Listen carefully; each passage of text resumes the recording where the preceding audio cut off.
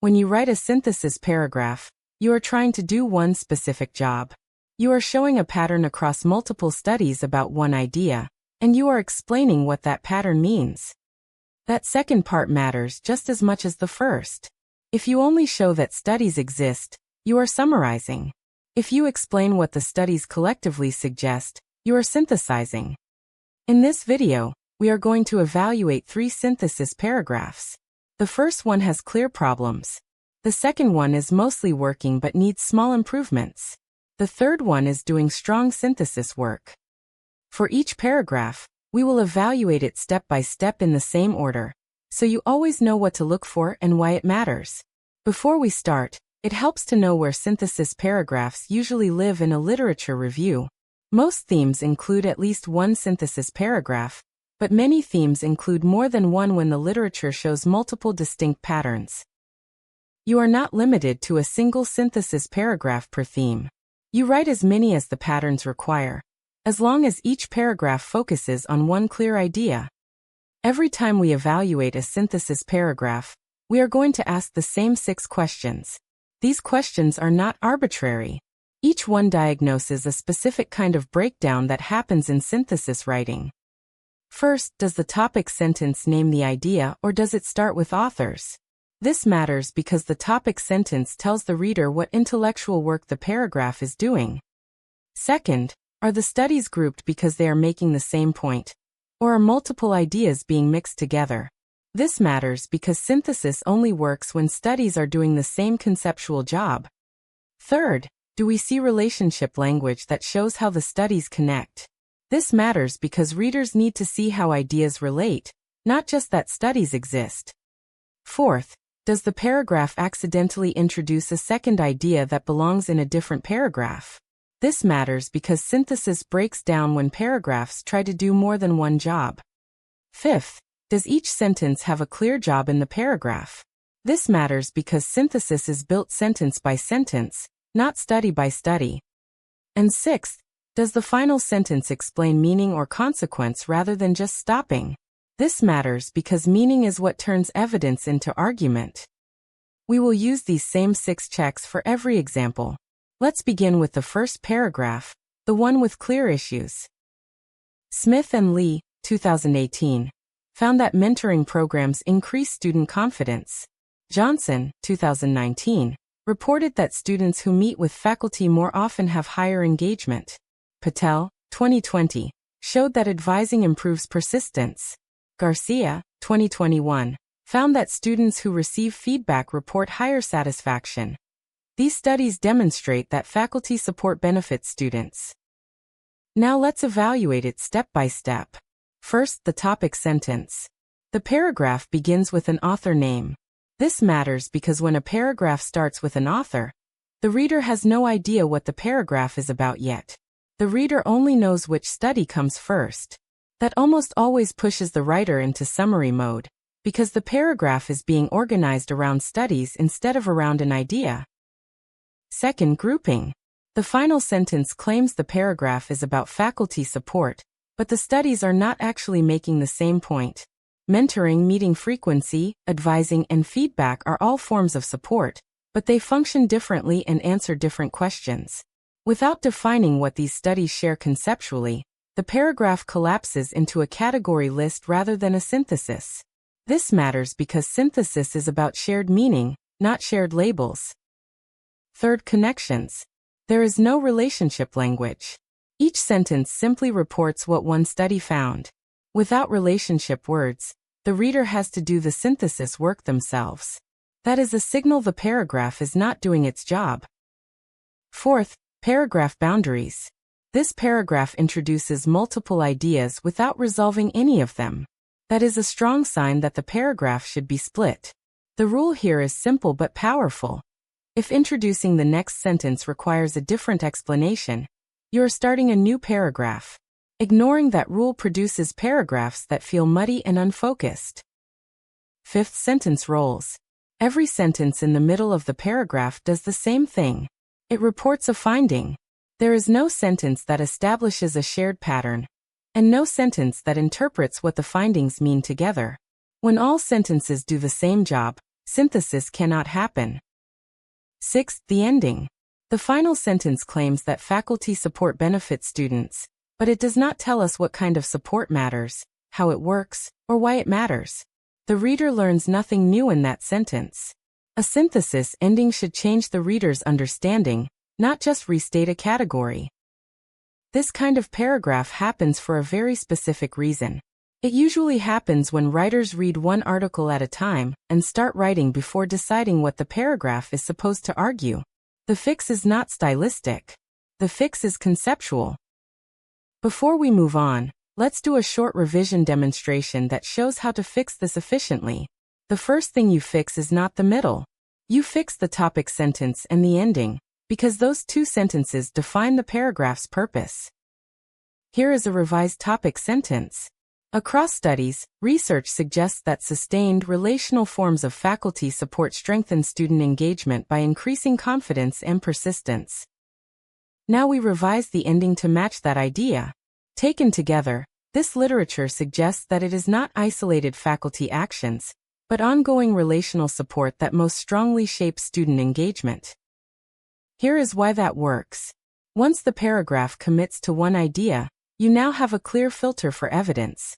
Studies that do not speak to sustained relational support no longer belong. Improving synthesis often means removing studies that do not quite fit, not adding more studies to compensate.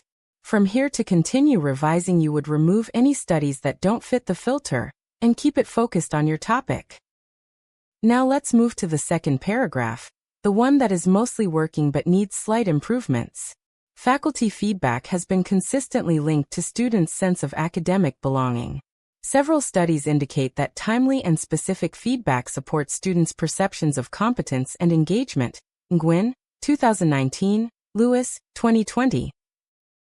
However, some findings suggest that feedback alone is not sufficient, as its impact appears strongest when students also experience relational support from faculty, such as approachability and availability. Martinez and Amp, Cole, 2021. Taken together, this literature suggests that feedback supports belonging most effectively when it functions as both instructional guidance and a relational signal. Now we evaluate it step by step. First, the topic sentence. This paragraph starts with the idea, not the author. That immediately tells the reader what the paragraph is about and what kind of evidence to expect. Second, grouping. The group citation in the second sentence is doing appropriate synthesis work. Nguyen and Lewis are cited together because they support the same claim about timely and specific feedback. Group citations are correct only when the claim is truly shared, and that is the case here. Third, connections. The paragraph uses relationship language intentionally. However, signals a shift, not a contradiction. Taken together signals interpretation. These words tell the reader how to mentally organize the evidence. Fourth, paragraph boundaries. Even though the paragraph introduces a nuance, it does not introduce a new idea. The nuance deepens the same claim rather than competing with it. That is how you know the paragraph boundary is correct. Fifth, sentence roles. The paragraph includes a theme sentence, a shared evidence sentence, a nuance sentence, and a synthesis ending. The structure is sound. Sixth, the ending. The final sentence explains how feedback operates, not just that it exists. That is synthesis. What makes this paragraph slightly thin is not its logic, but its specificity. The phrase timely and specific feedback is doing a lot of work without being defined. Without clarification, readers may interpret that phrase differently. A small improvement would be to add one sentence that makes the pattern concrete. For example, Lewis, 2020, found that feedback delivered within 1 week and framed around actionable revision steps was more strongly associated with belonging than general praise. This sentence anchors the abstract claim in observable practice. Now let's evaluate the third paragraph, the one that is doing strong synthesis work. Across studies, academic belonging is consistently described as shaped by repeated, interpretable signals from faculty within everyday classroom interactions. Multiple studies show that when feedback is specific, timely, and framed as improvement-focused guidance, students are more likely to interpret faculty behavior as investment in their success, Strengthening Belonging and Persistence, Nguyen et al. 2019, Lewis and Martinez, 2020.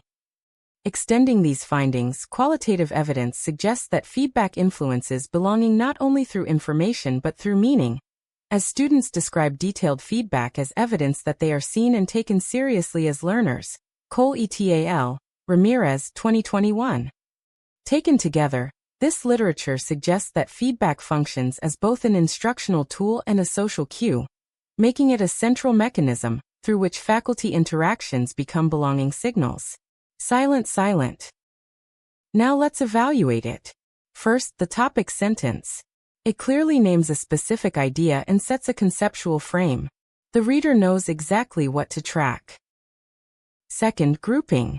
Every study contributes to the same explanatory claim. Even though the methods differ, the conceptual contribution is aligned. That is the correct basis for grouping and synthesis. Third, connections. Relationship language is doing deliberate work. Multiple studies show establishes a shared foundation. Similar relationships confirms consistency. Extending these findings signals that the qualitative study adds depth rather than repetition. Each study has a role, not just a presence. Fourth, paragraph boundaries. The paragraph stays tightly focused on feedback as a signal. It does not drift into other forms of faculty support. That focus is what allows the synthesis to deepen instead of scatter. Fifth, sentence roles. Each sentence advances the argument in a different way. None are redundant. That is a hallmark of strong synthesis. Sixth, the ending. The final sentence explains mechanism and consequence. It tells the reader not just that feedback matters, but why it matters and how it functions in the broader theme. If a synthesis paragraph already passes all 6 checks, your job is to leave it alone and move on. Over-revising strong synthesis often introduces problems that were not there before. It is also important to remember that synthesis paragraphs evolve as your themes become clearer. It is normal for a synthesis paragraph to change as you refine your understanding of the literature. That does not mean you did it wrong the first time. It means your thinking is developing. One final citation rule to remember. Each sentence should make one claim, and every citation in that sentence should support that same claim. If a sentence contains more than one claim, split the sentence or separate the citations. This keeps synthesis precise and prevents citation stacking. Every time you revise a synthesis paragraph, run the same 6 checks you saw here. Topic sentence grouping, connections, paragraph boundaries, sentence roles, and ending. If something is off, fix the topic sentence and the ending first.